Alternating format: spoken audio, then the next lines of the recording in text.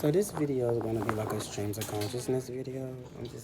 I have no objective for this video or like an idea or topic. I'm just gonna spiral into whatever.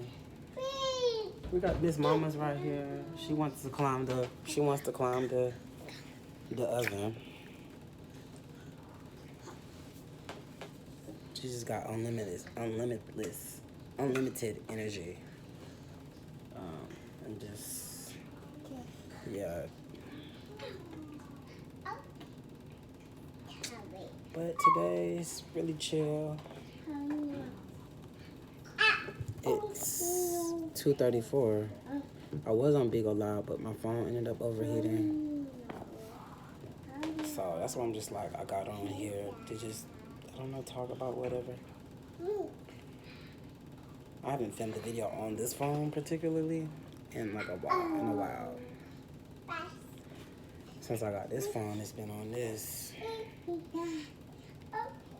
I really just want my card reader though, so that I could use my camera and film like hour-long videos. That's my goal. I really want to film like hour-long, 2-hour-long, 3-hour-long videos or live sessions just on YouTube with just studying, conversation, using plant medicine, stretching, or vlogging.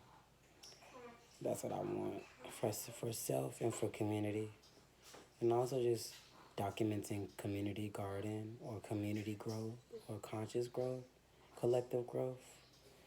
That's what I really want to document. Just showing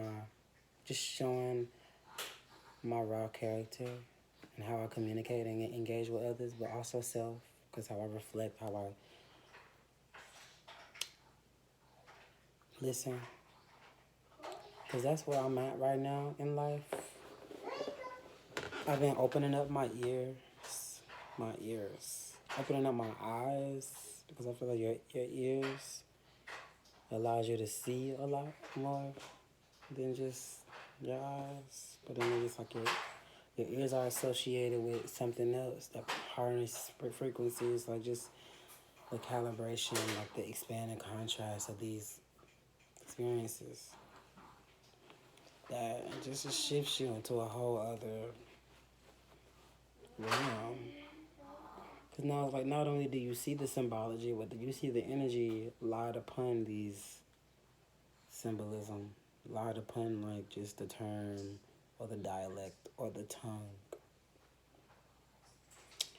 Yeah, you see the frequency lied upon it, and like giving your intentions, which is no objective or agenda or end goal here, but I just feel as though giving your intentions, it challenges consciousness. You know what? Because now it's like consciousness is like embedded with the egos of consciousness. It's like fighting for belief, like fighting to prove a theory or analysis or perspective, when you could just relinquish the fight, relinquish the warfare aspect, which, I mean, that's our contrast. It's like, how do you get rid of all destruction? You really can't. You really can't, because it's just like you constantly just be in a rabbit hole of like theory instead of actual act and knowing and doing and building. I feel like that's our goal here to build. Is to really build, but like build sustainably, and that goes with like learning what are these tools and like, you know, their value in the tools, given like your vessel being one of the main tools that you need to learn how to operate and use and adapt to, given your environment, or you know what I mean? Yeah, given your environment or ecosystem or climate or currency involved, your body needs to learn how to adapt to these spaces, and also taking the information everywhere, like learn about like the products, the properties of where you're at. Just learn about the ecosystem. That's what I'm learning about now. Just like internally, my internal ecosystem, but also my external ecosystem. Like learning, paying attention, listening, seeing like environment and its effect, or its like its destruction, or its service to the to the community or the collective. But like seeing both factors and why you did that to prove why to this other polar opposite, but also this thing wants you to regulate, but also this thing wants you to be more fluid and like be more creative, but also this thing wants you to be more structured and disciplined and obedient. It's just like acknowledging both, acknowledging both and coming to like a neutrality that it shifts a lot within consciousness, within just your internal ecosystem and how you choose to like reconcile with these, things out of your control. Because most of that is not over in our fight. It's like if only we could like bend people. If only people were more malleable, which everyone's malleable. Everyone has depth, but if we were receptive to the depth instead of fearful, it could shift a lot for us consciously, collectively. That's why I'm just open to learning about things. Learn about them. Just learn about them. Because why not? Just learn about it. You're expanding in your awareness. You're getting fed. You get to see more. You get to hear more. You get to. Now, with that comes a great price, of course. Like your integrity, your like, you know what I mean. Like, are you gonna sacrifice your integrity, or are you gonna stand on your principles?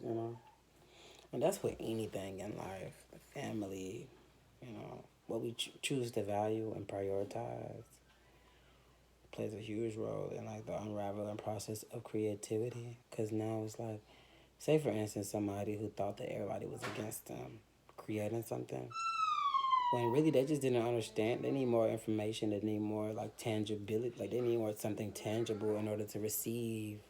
They need something more palatable or likable or more digestible, or not even just more digestible, but more like receptive and relatable. So it's just like somebody who's, I guess, luxury lifestyle and singing about that luxury, that's not really relatable to somebody who's in the hood broken mentality. Like just the brokenness, like the archetype of that, like the energy of that thing that you're trying to convey in music. Or say for instance you're conscious throughout this awakening, and then you're in a broken system, and then you're rapping about the broken system and how you're trying to liberate yourself through the broken system. That's more relatable, and it's more like inclusive. Somebody who's singing about broke niggas and saying get your money up, da da da da da, and like get your pussy up and start dancing and like I don't know. Somebody who's singing about exploiting themselves, I feel as though it does nothing for the community. In fact, it breaks the community. Like singing about exploitation, glorifying exploitation. Like, let me sell my body to receive this gratification.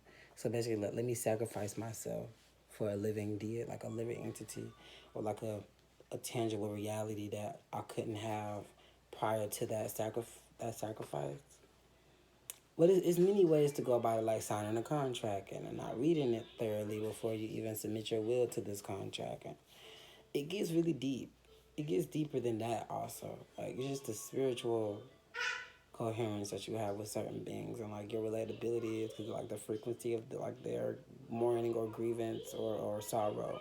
It's like you delve into that. It takes you to the pits of hell.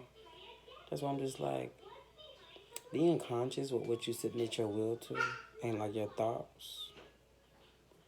That's the season I've been in. Cause it's like, oh, you want to be conscious. You don't want to be unconscious and just not really honoring yourself. You don't want to be conscious and not honoring yourself. Like not honoring these aspects that you're honing on, that you're embodying to the fullest. And it don't matter what you do. Like you can cut so and so off, and it's like that integrity. Did you talk to them? Like, did you convey how you feel? Like, were you honest, patient with them, like transparent, but like still, yeah. It's just like you gotta take in consideration these factors. And that's just really me. You gotta know what you want and don't settle for less. And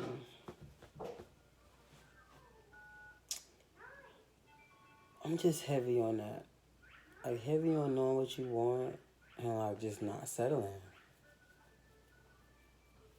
Because I feel like you then shrink yourself to a reduced stage, a reduced like it's just like you're just performing now, and it's not even you.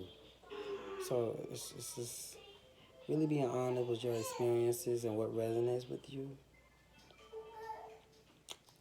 It really challenges your limitations because now not only are you going against the odds, but the odds are not even in your not even in your orbit. It's like no odds, no defects, no coincidences. It's just like you know what's about to happen.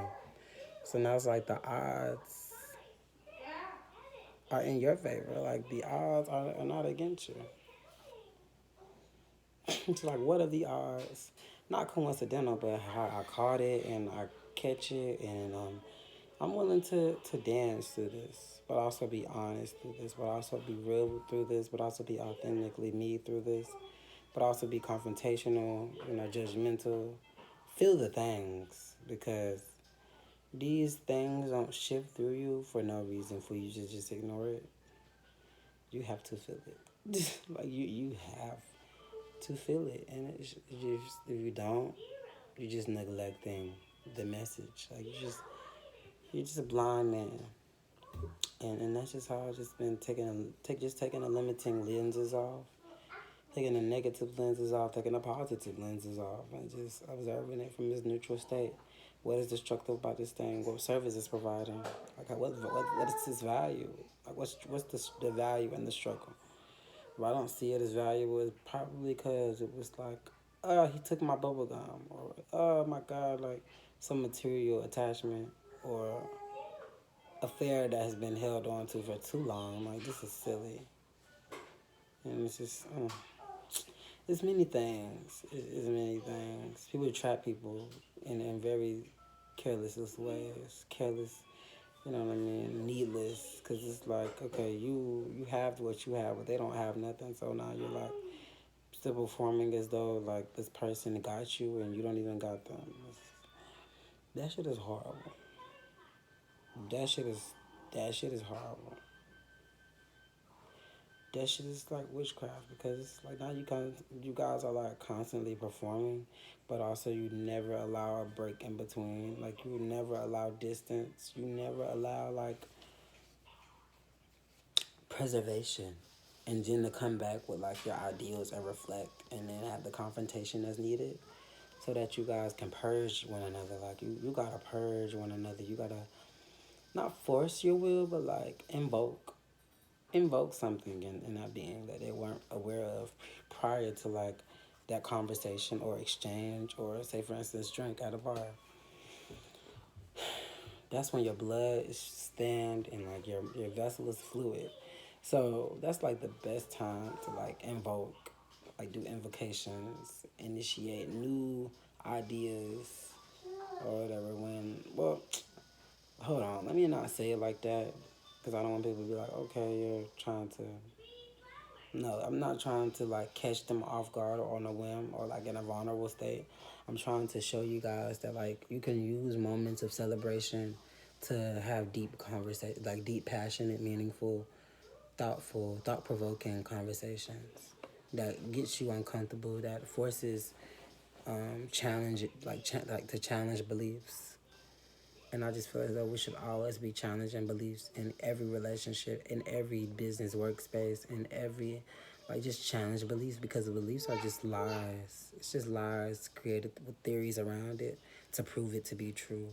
But when there's faith involved, you know to be true. Like, you know thyself, you know creation and what all creation can do for you if only you coexist with creation.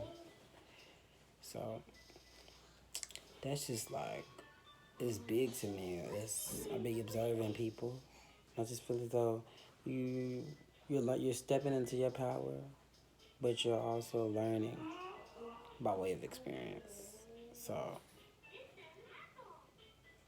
that's where I'm at in life. Learning by way of experience. And I'm going to close the video out right here. I'm going to start doing these streams of consciousness a lot more. Learning by way of experience. That might be the title of this video. Learning by way of experience. Peace.